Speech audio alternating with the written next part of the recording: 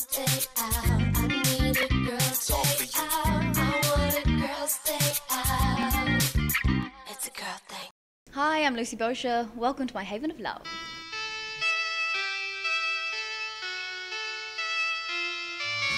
Follow her down to a bridge by a fountain where rocking horse people eat marshmallow pies. Hi, I'm Julie Roulston. I'm the editor of FashionNZ.co.nz. Today we're talking with young Auckland designer Lucie Boshier. Hi Lucie. Hi. Tell us about the Lucie Boshier business and the label. The Lucie Boshier business is all about confidence and having fun. It's about colour and not taking the fashion industry too seriously. Now you've got a store in Nuffield Street. Yep. And this is the sole place that people can buy Lucie Boshier? At the moment, yes. With plans for international cities. Definitely. Lucie, you studied fashion at Wycliffe, and then at the tender age of 18 you went to work for the then iconic Patrick Steele. Tell us all about that.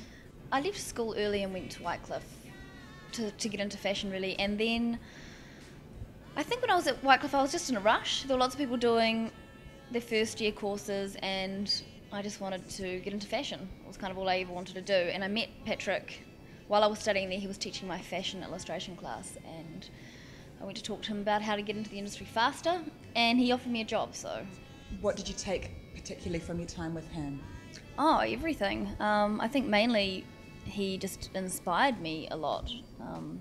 He's just so talented and so passionate, and I think he was doing something that nobody else was doing. I think he is definitely one of our most talented designer we've ever had. He pushes the boundaries a lot more than what I think a lot of our designers do at the moment. Certainly, he too is a man who's not afraid of colour, huh? No, yeah, his clothes are about sex, and they should be. Lucie, your career had a bit of a stumbling block when just 3 weeks after you opened your first store in Kingsland, you were burgled, and it was a day before you planned to take out insurance, and they took $15,000 worth of stock. How does a young woman recover from such a big emotional and financial blow? Yeah, I was devastated actually. It was kind of my dream to open the shop, and I'd finally got there and I finally opened, and I was absolutely heartbroken. But I had a lot of support from family and industry leaders and just random strangers, and I think I've always had that kind of, I don't know, the spirit to keep going and to get over it, and I did. So what's been the high point of your career to date? I think opening the first shop, definitely. Realising that, I think just being able to know that I had finally gotten started. It seemed like it had taken so long. I'd wanted to do this since I was about 6 years old, and finally to open it was just like, oh, what a relief. I can do it. Now, you've got some really vibrant messages you want to share with the women of the world. Yes. Tell us about those. The first one's definitely to wear more colour, and to try to get New Zealand women particularly to be more confident. I think that they're very nervous here and scared to be out there and scared to be trying and scared to be different, and there's so much fear based around clothes, and it's just for fun. It's just should be something that expresses yourself. And I don't know, you look at like Carrie Bradshaw from Sex and the City, she was so out there and so fabulous. They all were. And I think that that's what I'm trying to get New Zealand women to feel, is that inner confidence where they just exude it. Now, you've achieved a lot for a young woman, and you've got some strong ideas and you're not afraid to share them. What makes Lucie Boshier the woman that she is?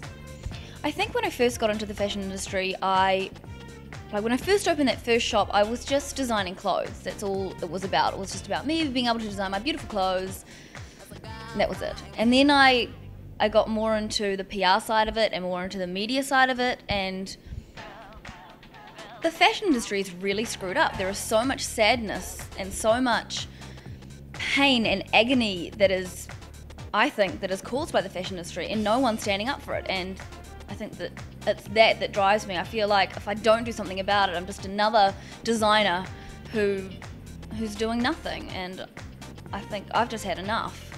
And have your parents or your upbringing or your partner had anything to do with this sense of conviction that you have? I don't think so. I think I just, Born with it. I don't know, I guess so, and I've just seen lots. I mean, we had a girl in here a little while ago and I asked her to do some modelling, and I hadn't seen her for about 6 months. She came in here and she was just skin and bones, and she wanted to be a model, and I was just like, that's what I'm causing? Fuck. That's not cool. Lucie, there was quite a bit of controversy around the poster that you circulated just prior to New Zealand Fashion Week this year. I must admit, when I first looked at it, I thought it was brave, but the more I've looked, the more I enjoy it. And I think that your openness about the connection between sex and fashion is really refreshing. Some designers seem to be quite coy about that, even though it's there all the time. That seems to be a pretty strong part of your message. I think so. I think it's just about being open about it and not being shy about it, because at the end of the day, what else is it? It's clothes to make you look good, make you feel good, and sexuality is such a huge part of that. And I believe you might have a slightly more subversive poster in I the do. wings. Should I tell you about it? Give us a little spoiler. It's basically about it's another sort of animated looking poster, so it's not obviously anything real. And you draw these yourself? I draw them myself, yeah. And it's of a 12-year-old model, and she's got a school uniform on and her skirt's pulled up, and she's on the floor snorting. Good Lord. Now what about the mums who bring their daughters here to buy $800 school Well, I think ball that they gowns? should be happy about it. I mean, basically it's taking the piss of young girls being exploited. I think there's a huge correlation between child abuse and the fashion industry. They're just children. They're using 12-year-old models as models, and it's just ridiculous. Sure. It's crazy. So mums, rest assured, Lucie's not trying to corrupt your girls. She's trying to, as I understand it, bring to light some of definitely. the corruption and the... I think just being open about it, just putting it out there and going, this is how it is, stop ignoring it.